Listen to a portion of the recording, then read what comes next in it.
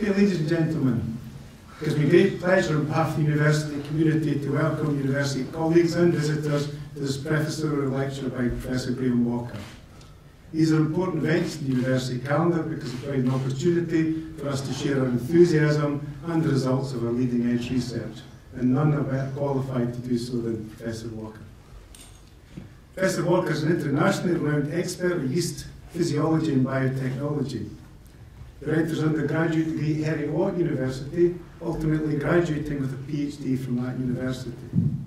He then developed his research and teaching on an international basis, including work in Copenhagen, New Zealand, Dublin, Cleveland, Ohio, before joining Abertay as a senior lecturer in microbiology. He was awarded a richly deserved personal chair in zymology in 2004. Graeme directs the Yeast Group at Abertay, researching aspects of yeast physiology and biotechnology. He's published around 200 articles, authored several books.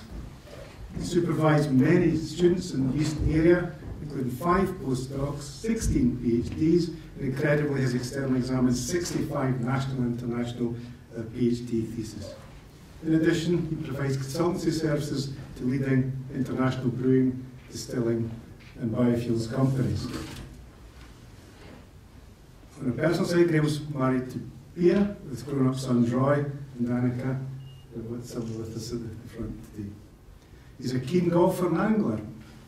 Indeed, the only flaw in his otherwise impeccable CV is he's a Wraith Rovers supporter. This evening is an informal format, so we hope it's a nice relaxed atmosphere.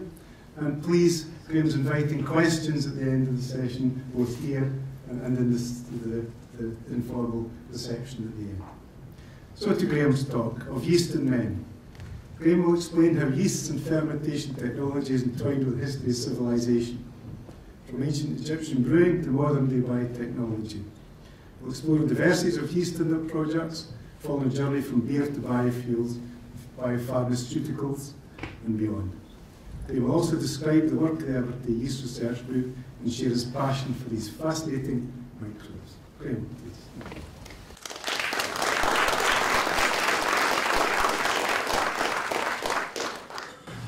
Thank you very much indeed, David, for your kind introduction, and thank you all indeed for coming. It's really great to see so many former students and old colleagues, old being the operative word there, of course. I firstly should apologise to Robbie Burns and John Steinbeck, I suppose, for plagiarising of Yeasts and Men. And I should also apologise to women, because there are many excellent female scientists. In fact, the first brewers were women. And of course, women have a very close relationship with yeast. If you don't laugh, I will not continue with that. What I would like to cover with you, thank you for that ripple of... Firstly, what is zymology? I'm a professor of zymology. You'll be thinking to yourself, what on earth is a professor? I mean, zymology. So a quick definition. And then I'll introduce you to the world of yeast, these fascinating microorganisms, and why do I study these microbes. And then just list some things that yeast produces. You might think that you already know this, that brewing of beer and baking of bread, but there are some other things, and I've got some examples of the diversity of yeast products to share with you. And then finally a few things about what we're doing in the university and what we have done in the university over the years. Zymology is the study of yeast physiology and fermentation. And you might think, well, why aren't we dealing with zymes? What are zymes? Well, zymes are really another word for yeast.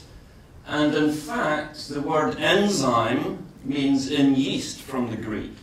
And in fact, it was the study of yeast enzyme systems that laid the foundation for the birth of a new discipline about 110, 20 years ago, and that new discipline was called biochemistry. So the biochemists in the audience, you've got a lot to blame yeast on, because it was the pioneering studies from the Buchner brothers onwards that laid the foundations for biochemistry as a new science. So the pioneering zymologists were these guys, the ancient civilizations of Egypt, Babylonia, and Sumeria, because they were the very first brewers. In fact, brewing was the first biotechnology known. Winemaking actually came a bit later in the history of human civilization.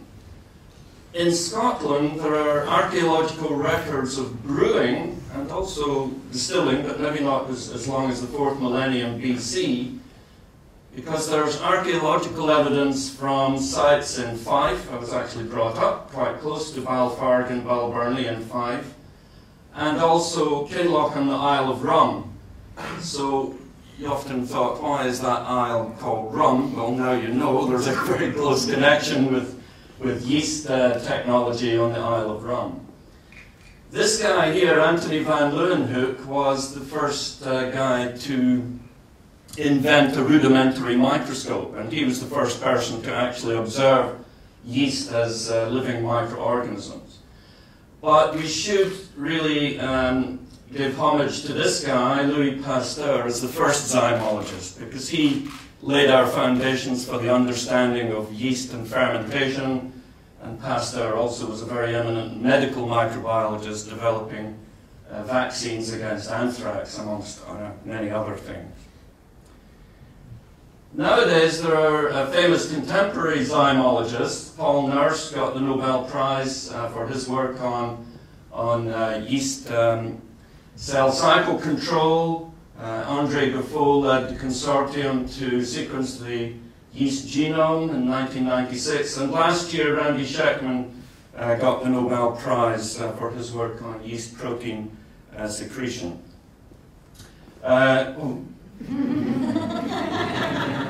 You've been tampering with my slides. Sorry about that. Yes, there's another famous zymologist in there, but never mind. There'll be a few funny tricks going through this, by the way. So what I'd like to do with you this evening is, I suppose, take you on a journey from 6,000 years ago to current day yeast technology, going from brewing through biofuels to biopharmaceuticals. And in between, I'll give you some examples of the things that we've done in the university that relate to not just brewing, but also biofuels and some other technologies as well. Okay, what are yeasts? Well, the quick definition of yeasts are that they are unicellular fungi. So they're members of the fungal kingdom, a special category of fungi that behave as unicellular organisms. Importantly, yeasts are eukaryotic organisms. That means they have a cellular structure that's really quite sophisticated and complex and resembles the cellular structure of animal cells and, in some cases, plant cells as well. That is as opposed to bacteria, which have a much more simple structure. They don't have a nucleus, for example, and they are called the prokaryotes, from the Greek meaning before the nucleus. And, of course, yeasts are very sophisticated organisms. I'm sophisticated, I study yeasts, whereas those of you in the audience that study bacteria are completely primitive, of course. The most important yeast that we know is this one here, Saccharomyces cerevisiae, because this organism is responsible for not only the baking of bread, the brewing of beer, but it's also responsible for all the distilled spirits being produced, pharmaceuticals, biofuels, enzymes, chemicals. There is more money made from this organism than any other organism that you can think of. If you can name me another microorganism that makes more revenue than Saccharomyces cerevisiae, please introduce me to it. It is economically top of the league and will always remain so. If you wonder how organisms get their names, Saccharome means sugar, Myces means fungus, Ceres is the Greek goddess of grain, Visiae is from the Latin meaning life or vigor. So yeast is the sugar fungus from the goddess of grain that gives you life. I thought that was wonderful, actually. So this is the most exploited organism that we know. It's also the most studied model eukaryotic organism. So we know more about the biology, biochemistry, and genetics of Saccharomyces cerevisiae than any other eukaryotic cell. So where do we find yeasts in the living world? Well, in the domain system in the living world, we have the primitive bacteria, even more primitive archaebacteria here.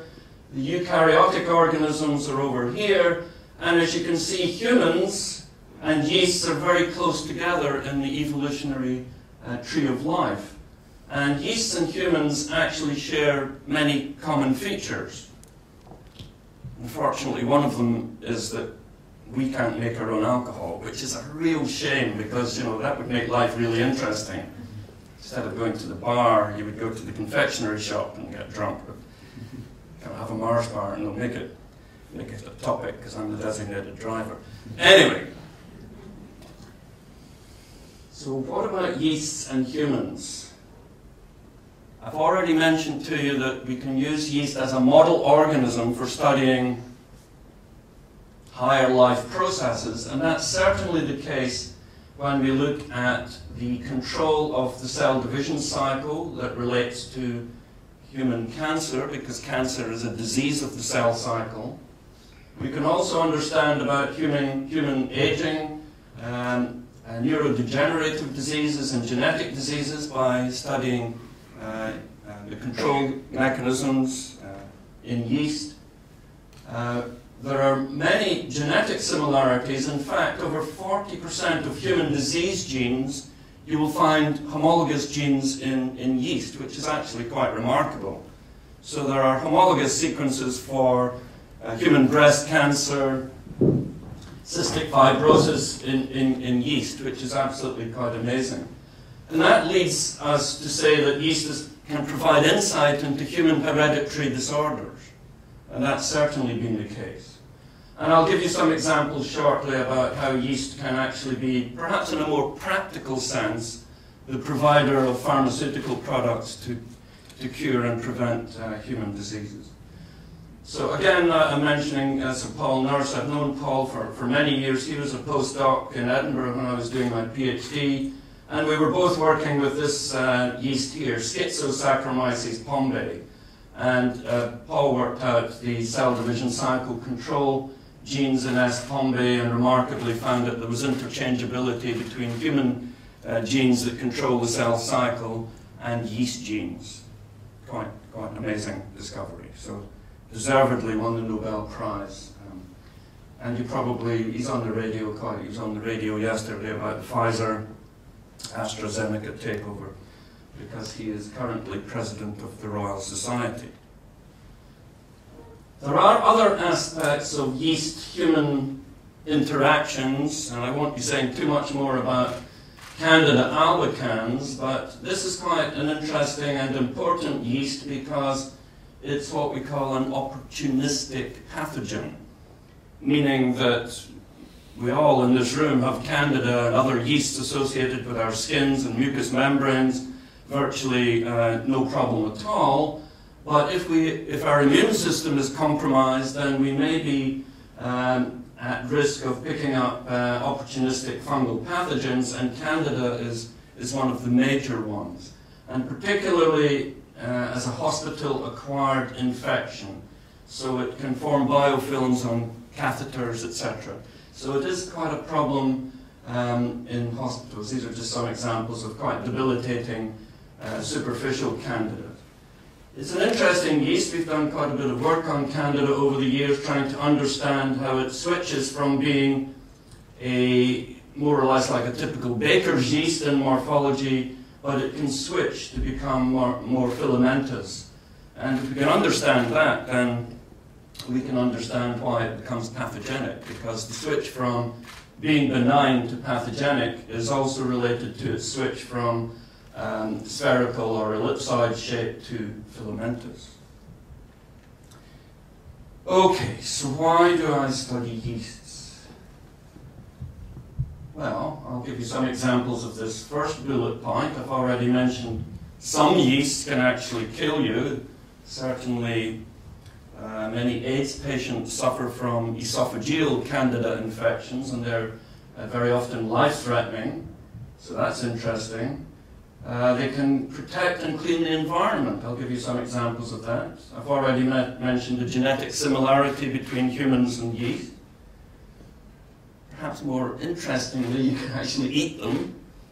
I'm not going to give you a demonstration of eating yeast, but when I left school, I got a job in a yeast factory, and on the night shift, I often forgot my sandwiches, so all I had was big chunks of yeast to eat, so look at me now. I'm only 22, for goodness sake. And they look nice. Let me show you some photos of yeast. Some examples here. Why don't I pass some of these around? But at the microscopic level, this is cake yeast. This is yeast you can buy in the supermarket for baking at home. Here's some creamed yeast over here. Thank you, Jane. Here's some dried yeast. Here's some yeast fermenting. I'll come back to that shortly. Here's some yeast on a Petri dish. I won't pass this around. It's actually a Candida species. So. And here is yeast in a brewery, a Caledonian brewery in Edinburgh. This is me taking some students around. That's where the students learn a lot more about brewing and biochemistry than they do listening to me, because they're absolutely fascinated by the bubbles and the fermenting yeast. Microscopically, Saccharomyces cerevisiae is an ellipsoid cell, about 10 micron in diameter. This is a higher magnification. So I think these cells are absolutely beautiful. If you look at the morphology of different yeasts on agar, on a Petri dish, then you get wonderful shapes and geometric patterns of different species of yeast. I should have mentioned that Saccharomyces cerevisiae is only one yeast species. Currently there are over 1,500 different yeasts that have been isolated and characterized. But absolutely beautiful morphology. Some yeasts are pigmented, so we've got not quite all the colors of the rainbow, but we've got some interesting pigmented yeast. This one here is a yeast called Phathia rhodozyma that produces a pigment called astaxanthin, which is found in shrimps and lobsters. And it's used in aquaculture in salmon food to ensure that the flesh of salmon is pink, because remember, salmon in the wild are feeding on crustaceans and they're pink. But if you put them in a cage, then you need to provide them with the pigment. This is a multi-million-pound business, by the way, aquaculture. So these are salmon fillets. If you want to see real salmon, okay, they're not salmon, but they're brown. Oh, you want to see a real salmon? There you go. Why not? If Ewan McGrandle from Daya was here, he would have a laugh, because this is actually polystyrene. Polystyrene fisherman. What? No heckling. One of these days I'll catch a salmon. I really will. Then if we go to other yeasts, they have wonderful morphology. This is the yeast that we're mainly focusing on, Saccharomyces cerevisiae. This is Schizosaccharomyces, dividing by binary fission. But other yeasts are out there with really wonderful cellular morphologies.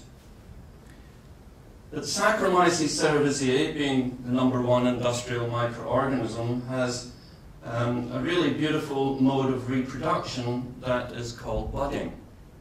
So here is an example of some budding cells, and this is what we call a mother cell. This is obviously high magnification under a scanning electron microscope picture. But this is what we call the mother cell, and this is the daughter bud. And under optimal conditions, Saccharomyces cerevisiae will produce a new bud approximately every 2 hours under optimal conditions.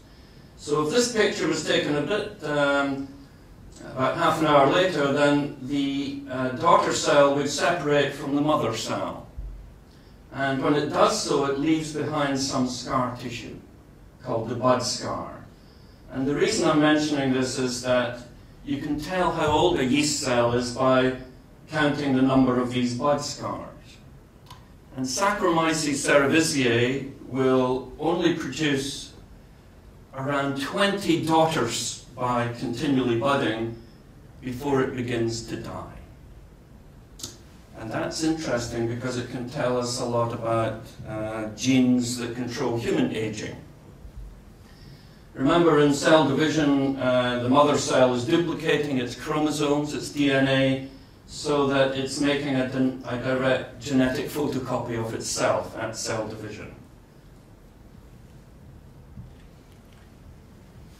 I gave a talk in Sydney, Australia once, and just before I was going out, Rosalind Birch, who's sitting in the audience, was working on yeast flocculation, and she said, "Graeme, you're going out to Australia. I've just taken a photograph on the scanning electron microscope that looks like Australia." Well, I think it looks like Australia. In fact, I was giving a talk in Tasmania, and I showed the same. I said, "You've left our Tasmania, Oz." Well, there's many reasons for leaving out Tasmania, but that's... So anyway, I've renamed the Republic the Yeast Australia, so thank you, Rosalind. That brings back some memories, doesn't it? Okay, so I've already told you how Saccharomyces divides. That would be the way in which baker's yeast divides, brewing yeast, wine yeast. That's very common in industrial strains, but there are other ways. This probably my favorite organism for many reasons, because I did my PhD on Schizosaccharomyces, but it divides completely differently. It grows in length and splits down the middle. Very symmetrical mode of cell division, whereas Saccharomyces cell division is asymmetrical. So in brewing yeasts, it's actually quite important to know the age of the yeast population that you're using to ferment and produce beer. Because if you pitch in yeasts like these guys with lots and lots of bud scars, that means they're old. And old yeast cells do not ferment particularly well because they're undergoing apoptosis, programmed cell death. And what brewers do is that they repitch from one fermentation to the next by harvesting a particular cut from one fermentation. If they select lots of old yeast cells, they will have problems in the subsequent next fermentation. So it's important to have some indication of the age of your population if you're starting an industrial fermentation. And you can score the age by looking at the bud scars that I mentioned to you.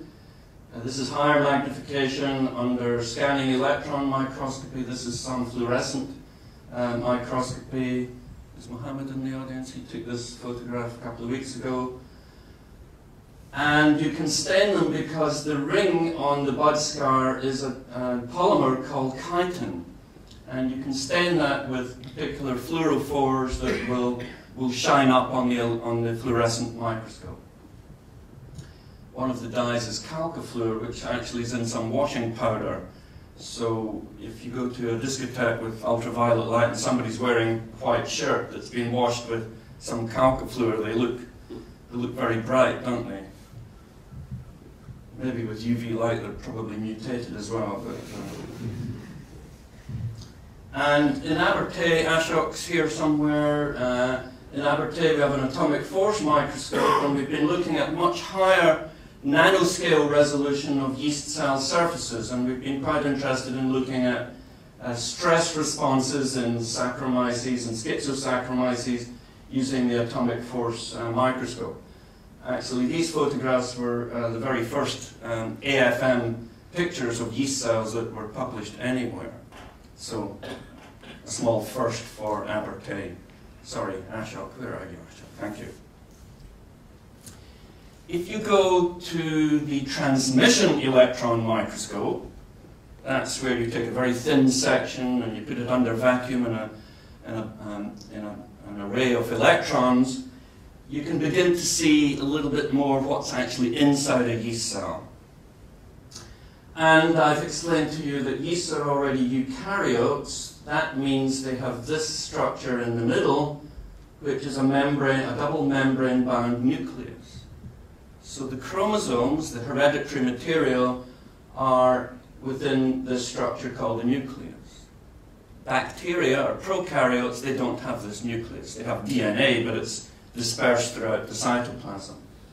And yeasts have other things. They've got a cell membrane and a cell wall. They've got mitochondria, endoplasmic reticulum, vacuole, Golgi bodies. Everything that you see in that yeast cell, you would see in a human cell. So if I had a liver cell, human liver cell over here, it'd be much bigger, but you would see some of the same features that are in the yeast cell. So that's why it's a wonderful model organism for studying higher biological phenomena. Don't you think that's nice? It's wonderful. Bacteriologists, you don't see this. Very primitive people. I mean, sorry. Okay, where do we find yeasts? Well, they're ubiquitous. That means you'll find them everywhere. If you wanted to find new yeasts in the natural world, however, you would go to plants and rotting vegetation. But you will find yeasts on animals. We all have yeasts associated with our body, our skin, mucous membranes, dandruff. Sorry, I had head and shoulders on yesterday, I'm okay, but you've all got dandruff. Some of you may have dandruff, which is actually some dead scalp and yeast as well. Do not try to start a home brewing fermentation. Oh, one did fall out. It would be absolutely hair-raising. You'll find yeast associated with insects, the natural, terrestrial, and aquatic environment. In the built environment, you'll find yeasts. It's not damp in here, but if you go to bathrooms, you'll see black yeasts on the damp tiles. Where's Jeff Gadd? I think it's Arabicidium, isn't it? The black yeast. Jeff's disappeared. Arabicidium, thank you. Yeah. And you'll also find some yeasts in extreme environments. There was a survey done in the Antarctic ice sheet several years ago, and they were actually finding viable yeast deep down in the ice shelf, and they were able to culture these yeasts pretty quickly after that period. James Pride's here. He's got an interesting story to talk about Antarctica, because they found some whisky from Shackleton that James has analysed. But no yeast in the bottle of whisky. No, they would be completely dead, by the way. They'd have a smile on their face, but they would be dead. I got a NATO grant a few years ago to look for yeasts in extreme environments. And I went with this guy, Alessandro Martini, from University of Perugia, and we were isolating yeast from the argan fruit in Morocco. And when Abdel took us, he was from the University of Marrakesh, took us to sample, some wild goats appeared. And these are very spiny bushes, and the goats just jumped up on these argan bushes, eating the fruit. I said, "You've got to be kidding."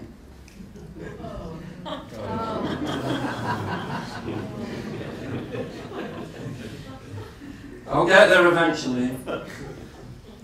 So how many yeasts are out there? When I published this book a few years ago, I listed about 1,000 species, but the new Yeast Bible is out with about 1,500 species of yeast that have been isolated and characterized.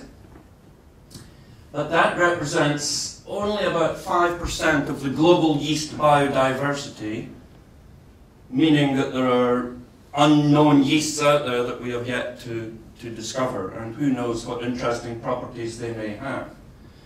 If we look at the species that have been exploited by industry, obviously Saccharomyces cerevisiae being number one, but there's only around 15 that have been industrialized.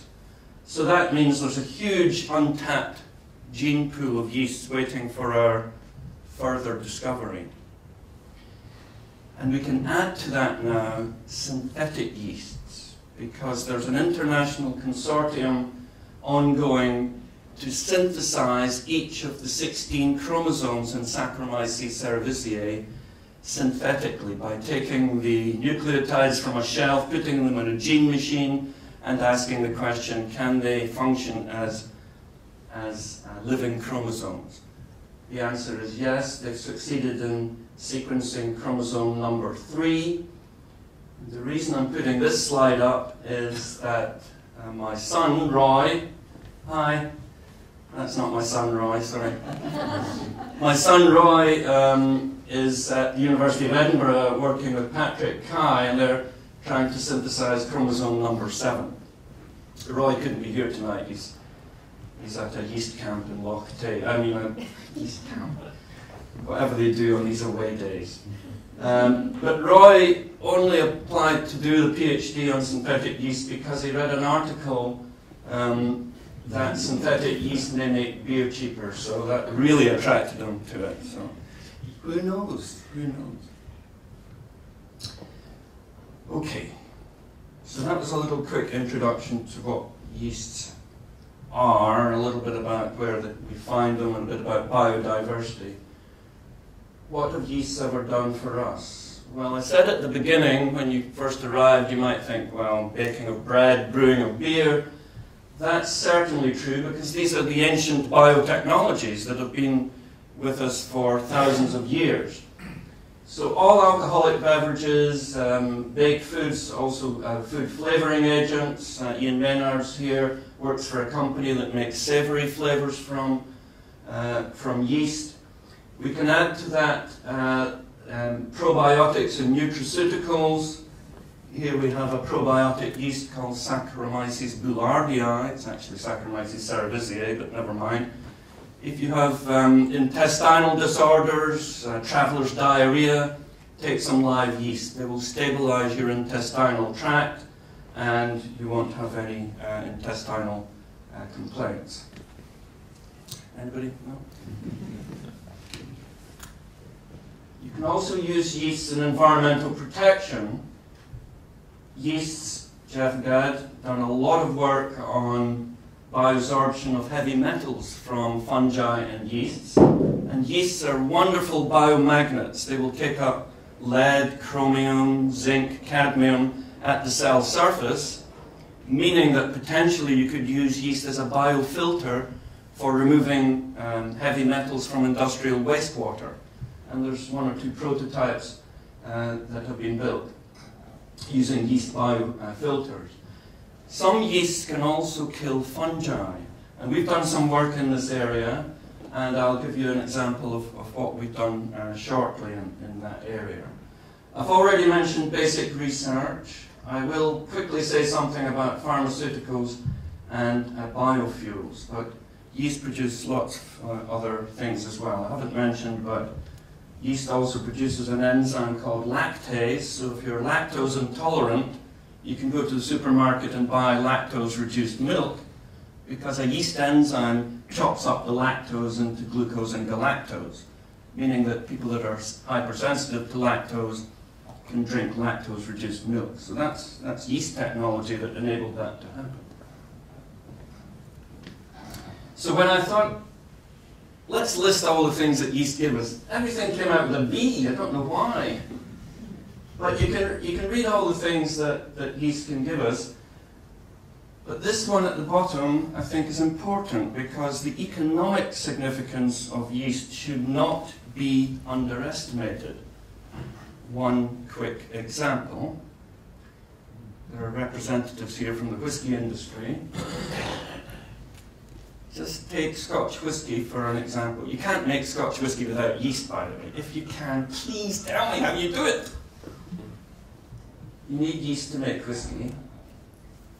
This is from Scotch Whisky Association. Total value of whisky export. I think this must be the tax revenue they're talking about here. I'm looking at Douglas, but it's probably on a par with North Sea oil in terms of billions of pounds. And in the referendum debate, nobody's been mentioning much about whisky, which is an interesting scenario when you think about it. But Scotch whisky accounts for about 85% of Scotland's food and drink exports and nearly a quarter of the UK total. Can't make these products without yeast. So if you ask me to put a number on the economic value of yeast, it's going to be billions and billions of pounds. This is just one example. That was Scotch whisky. You can go right around the world and see examples of national distilled spirits that are huge economic revenue earners for different countries. We make whisky in Scotland and Ireland and in the United States. They also make, well, they don't really make whisky. They can't even spell it properly. And then you go, there's tequila in Mexico, rum, cachaça, grappa. I've had students from all over the world over the years, and it's great when they get jobs and they send me little presents. Here's some Italian grappa that Gianni sent me years ago. It's been sitting in my office because it's absolutely horrible stuff. And then Nicola Hall, who can't be here because she's in California, when she left Abertay, she got a job as the chief microbiologist in a major wine company, so she sends me bottles of wine.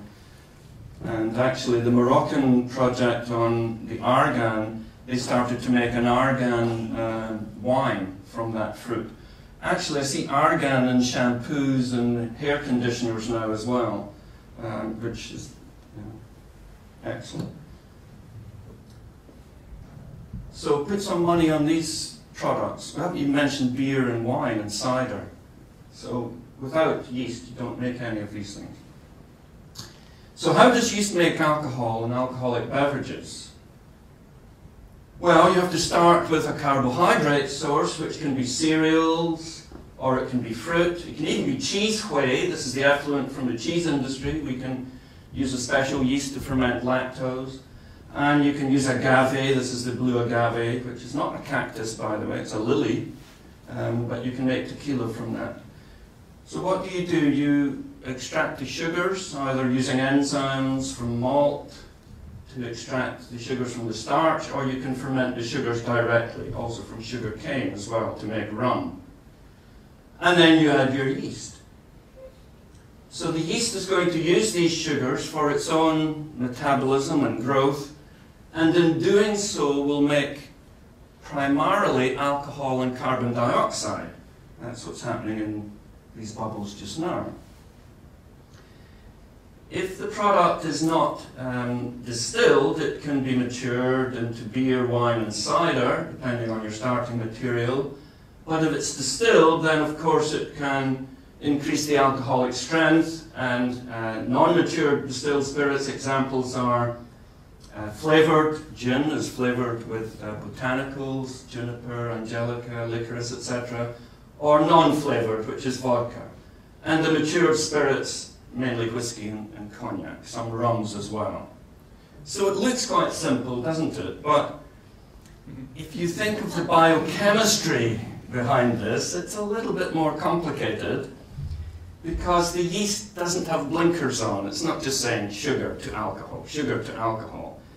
It's a living, growing organism. It's got to be doing lots of other things. So lots of other things are happening. What the industry would like the yeast to do is to take glucose down this pathway to pyruvic acid, then convert pyruvate into acetaldehyde, which is finally reduced into alcohol. So if the yeast did have blinkers on, it would be doing that. But it doesn't have blinkers on. Lots of other things are going on.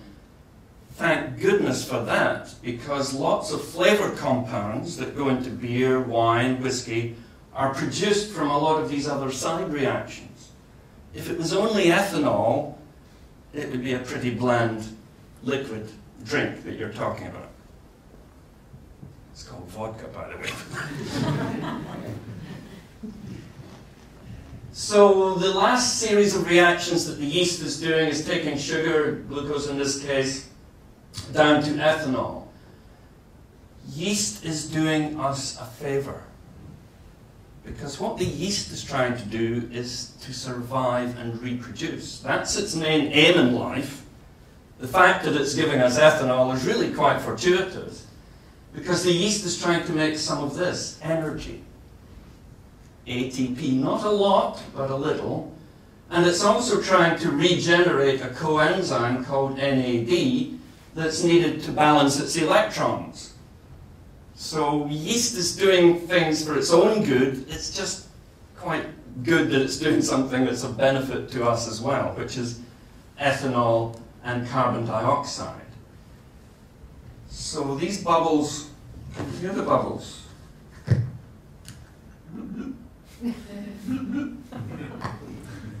These bubbles are being produced by conversion of pyruvate to acetaldehyde by an enzyme called pyruvate decarboxylase.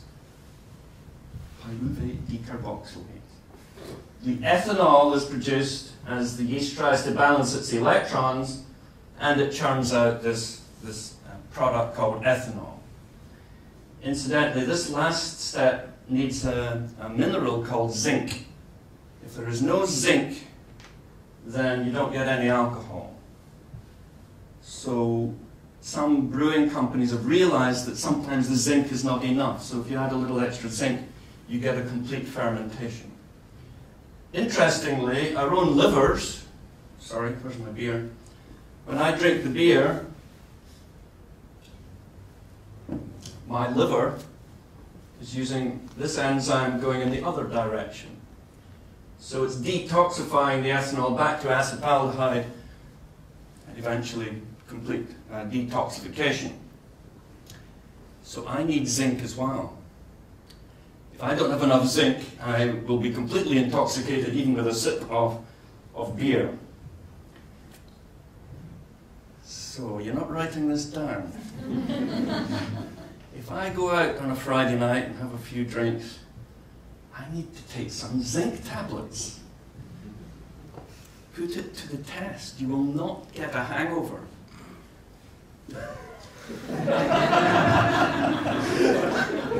Okay, I forgot the zinc tablets one day, but I licked the supermarket trolley. It does the same thing, so you're okay. So what's happening in here is the fermentation is occurring, the carbon dioxide, and David Bremner gave me some of his home brew, and this is the CO2 in here is produced by the same enzyme. So this is going to explode. No, it didn't. Yes, it did. So what you see there is no extraneous carbon dioxide, but just the activity of that pyruvate decarboxylase enzyme producing carbon dioxide. Stop.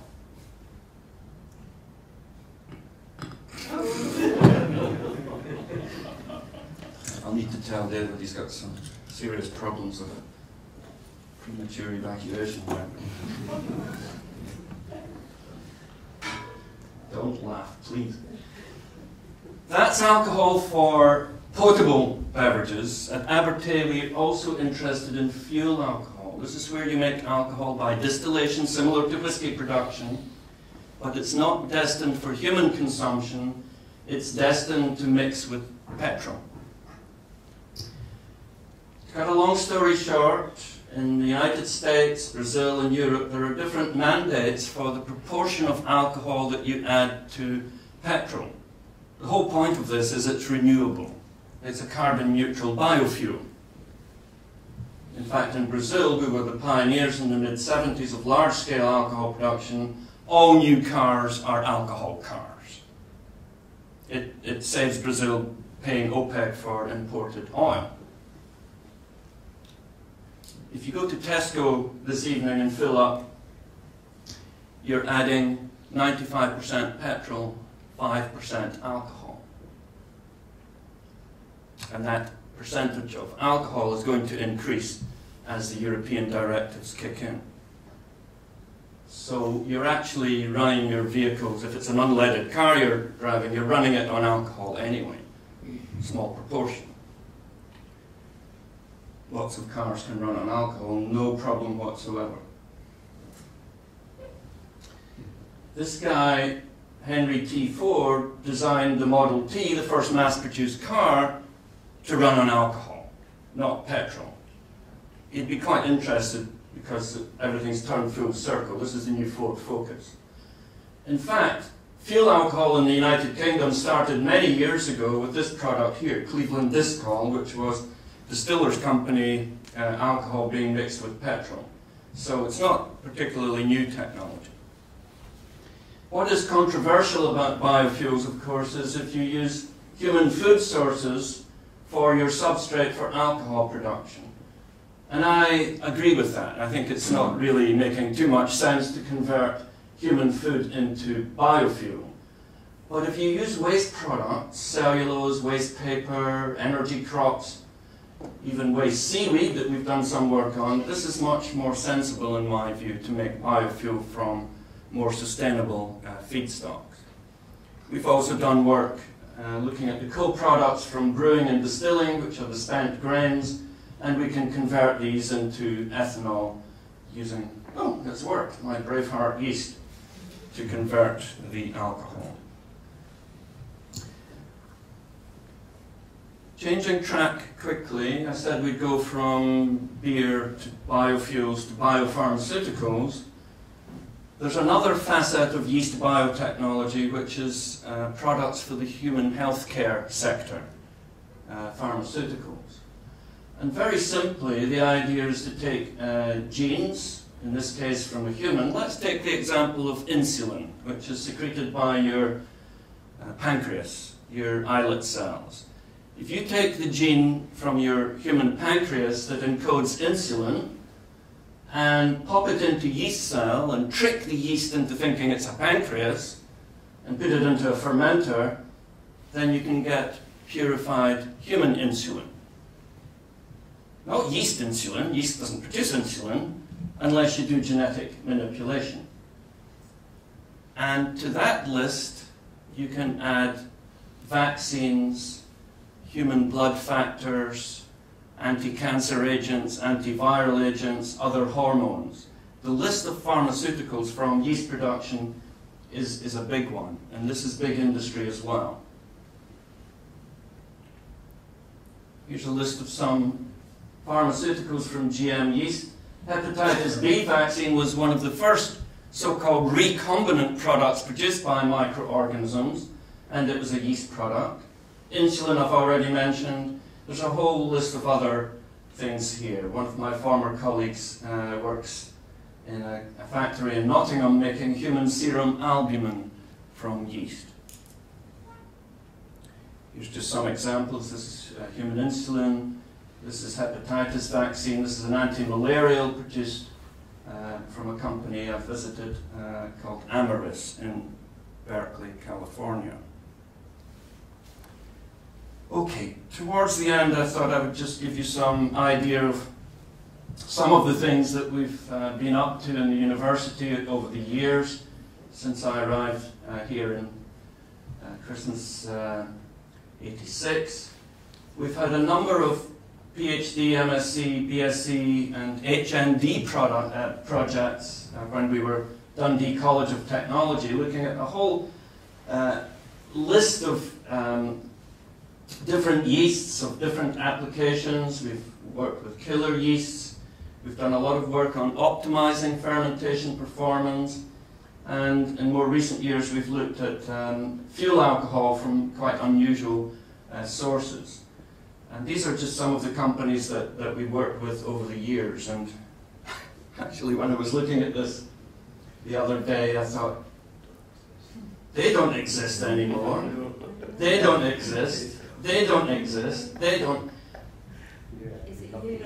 There's a moral to this story.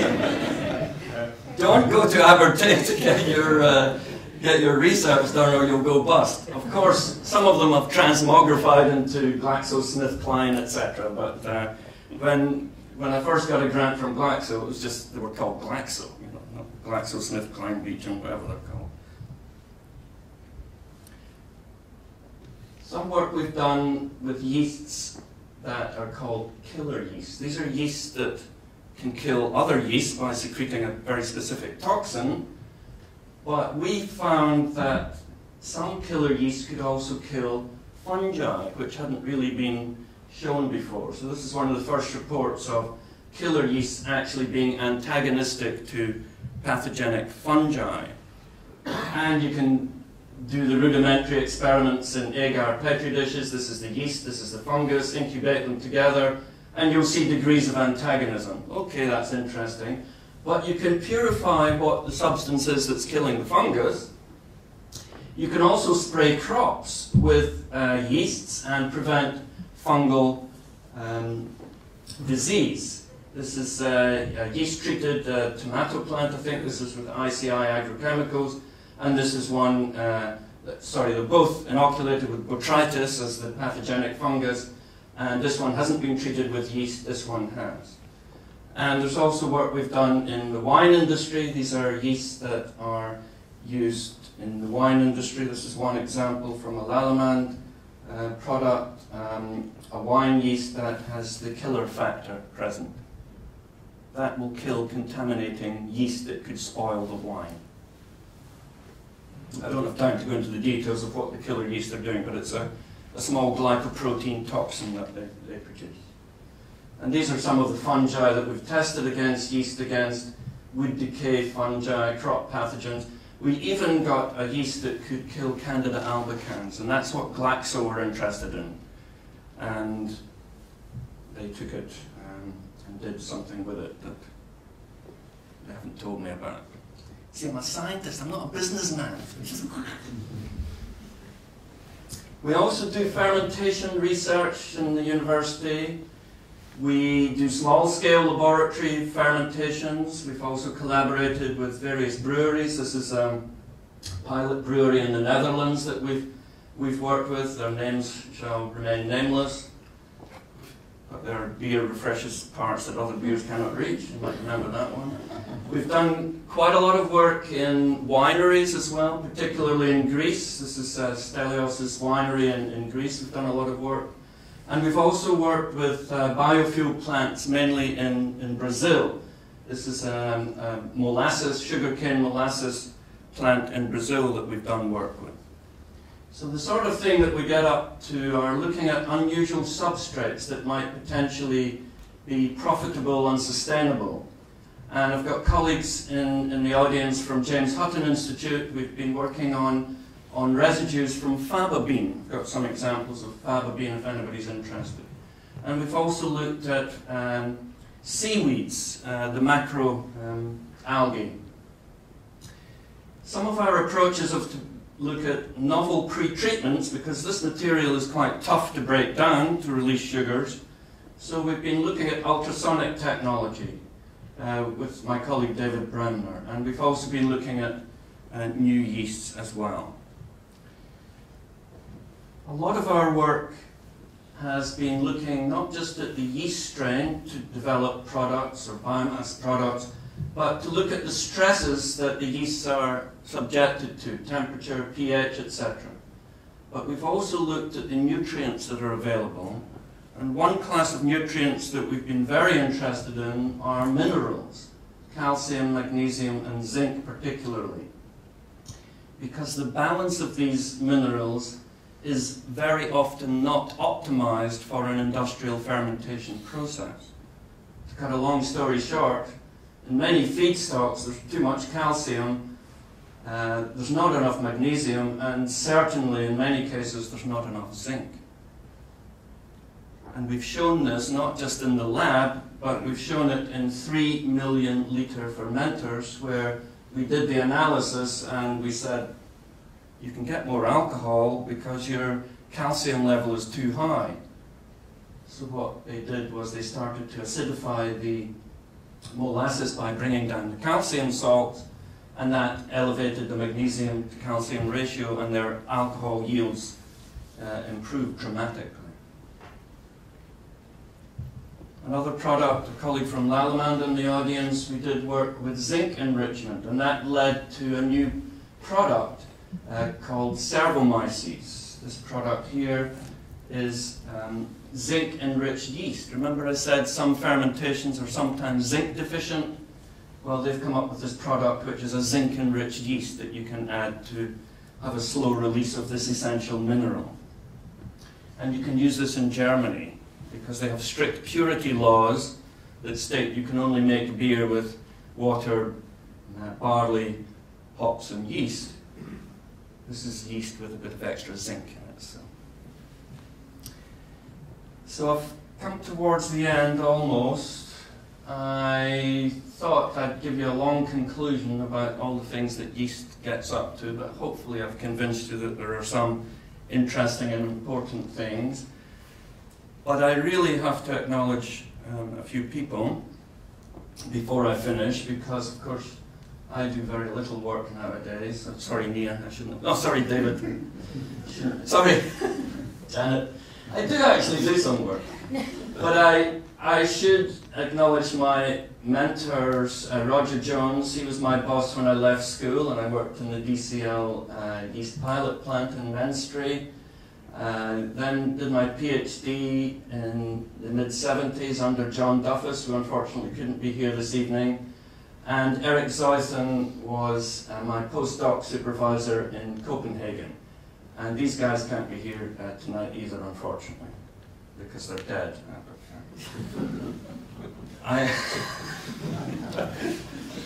I should also acknowledge colleagues in various places that I've worked with very closely over the years. One of the beauties of working in a university with students, and particularly research students, is that they leave and they get great jobs. So that's my job satisfaction.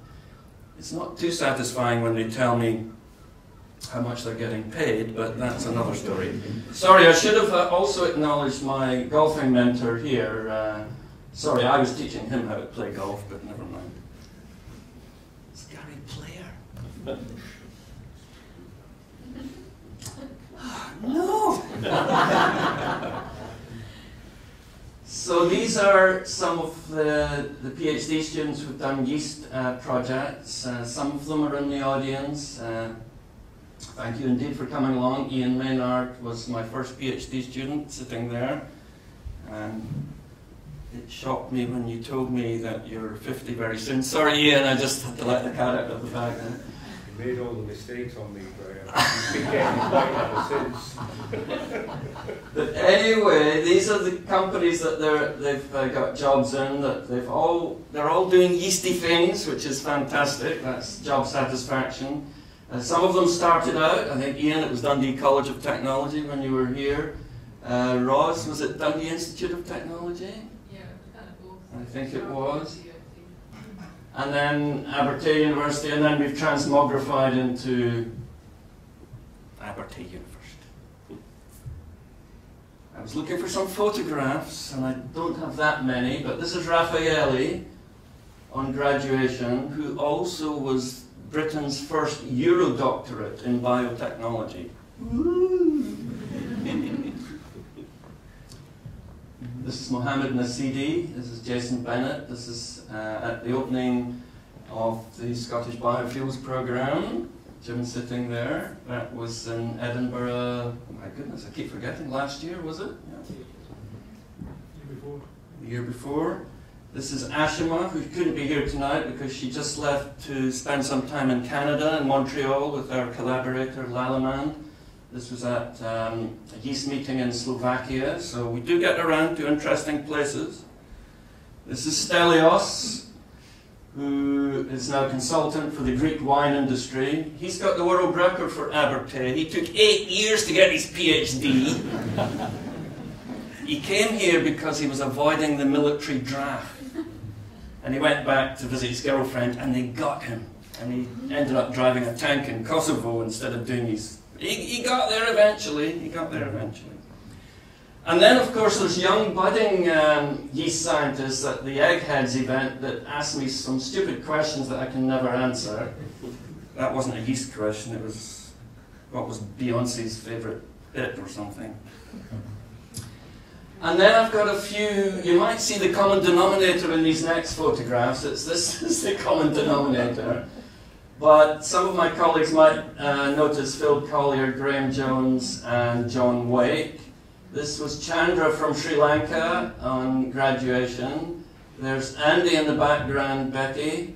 Forbes Wardrops in Canada, and a few other students as well. I don't have that many photographs, but a lot's to do with beer for some reason. This was a postdoc from Georgia.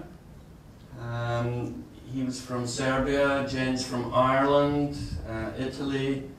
This guy's head of the Scotch Whisky Research Institute. This guy is head of department at Heriot-Watt University. Sorry, I just showing my holiday snaps here. And then this is at the World Brewing Congress in Portland, Oregon, which was called Beer Nirvana. Sorry, Jason, I just thought. And David Bremner. Sorry, Professor David Bremner. And then I was looking for photographs of other students who, they did okay, but some of their experiments went a little bit awry. And I was going to say this is Brian Black's experiment, but actually it was somebody else. So I was really, we were doing some organoleptic testing on some new beers that we had developed. And then Nicola Hall was working in the wine industry, so this is what she does all day. So you get interesting jobs at the end of it. But there's a new PhD student who works mostly in Greece, Tassos, and he's doing a cascade fermentation for the wine industry. Sometimes he makes mistakes. And honestly, I've told him about this. This is completely wrong, but no, he keeps going about it. Stelios sometimes got in love with Scotland, and he really loved Scottish wine, so he took some back to he took some back to Greece with him. So almost finished, but I thought I would give you my own life story from when I started working with yeast in 1970, and I couldn't find a photograph of myself, but there's a guy that looks really similar to me here. So that's when I worked in Menarche. I was fresh-faced and some resemblance to Justin Bieber, but not really very much. And then when I was writing up my PhD thesis, I was out in Argentina watching Ali's army winning the World Cup. And a few months later, they invaded the Falkland Islands. I had nothing to do with it, honestly. And then, of course, the alcohol theme continues, and then who knows where I might end up at the end of it. So,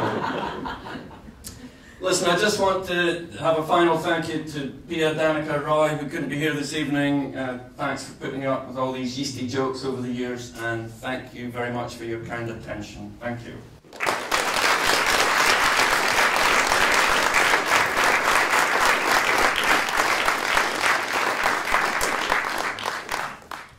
Well, what can you possibly say after such a presentation? I think somehow we always knew that this was going to be a good one. And I'm glad towards the end that it came back to what really matters about, which is all the alcohol. I've also noticed that this is probably the first professorial lecture where the bottle of water is open. Graeme, on behalf of the audience and myself, it gives me great pleasure to thank you for sharing with us your fascination about yeast and for this inspiring talk. I've learned a lot. I'm not sure if I really wanted to know that I'm genetically similar to yeast, and whether or not you should tell people too often about that, but that's by the by. And I'm also not sure if I'm going to lick the trolley of the supermarket in the future. Like most, I thought that my interest in yeast would be restricted to bread and liquid products. But you demonstrated to us how much more important yeasts are in our daily life, often without our knowledge, that is at least before you've given this talk. You've also shown how yeast will help us to shape the future through their role in renewable energy, and that with future research, much more benefits are around the corner. It takes knowledge, dedication and skill to convince an audience of the importance of yeast, and you have it all in abundance. I'm almost prepared to forgive yeast for the invention of Marmite, but not quite. You've also shown us how you have supported many students, many in the audience, in advancing their career through your teaching and guiding them in their research. Your wit, knowledge, are inspirational to colleagues and students. And before we move on to sample some of the products from yeast, I would like to ask the audience to join us once more in showing us our face.